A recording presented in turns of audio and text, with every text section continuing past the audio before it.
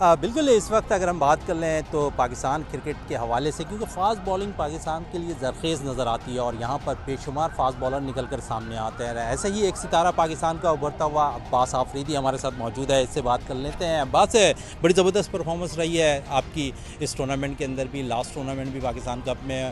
کیسا دیکھ رہے ہیں اس ٹورنامنٹ کو، خاص کر وکٹ ٹیکنگ کے حوالے سے کہ اس وقت آپ ٹاپ رینکنگ پہ؟ بسم اللہ الرحمن الرحیم.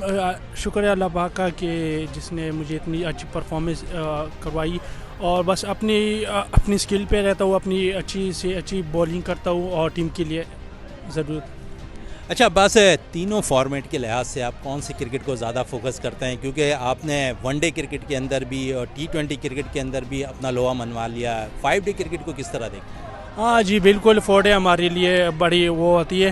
میں نے اس سال میرے فرسٹ ٹائم اور میں نے 4 ڈے کھیلا ہے اور میرے لیے بہت ہیلپ اس سے ملا ہے.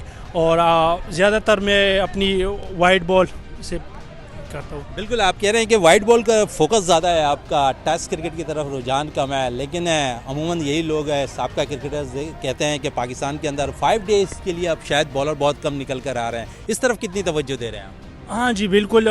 میں زیادہ تر ابھی تو ہماری ادھر پاکستان میں وائٹ بال کھیل رہا ہے، تو میرا بھی وہ ہے کہ میں پاکستان کے لیے ٹیسٹ کھیلوں انشاءاللہ اور اپنے پاکستان کا نام روشن کروں.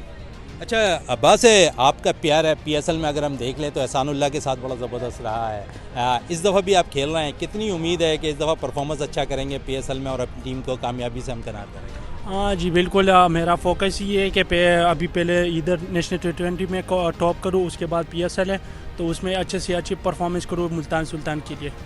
اچھا، تمام ہی فاسٹ بالرز کو اب تک موقع بہت زیادہ میسر بھی آ گئے ہیں، آپ کو اب تک موقع میسر نہیں آیا ہے. کتنی امید ہے اور کتنی پرفارمنس پر آپ توجہ دے رہے ہیں اور فٹنس پہ توجہ دے رہے ہیں کہ فوری طور پر قومی ٹیم کا حصہ بنیں؟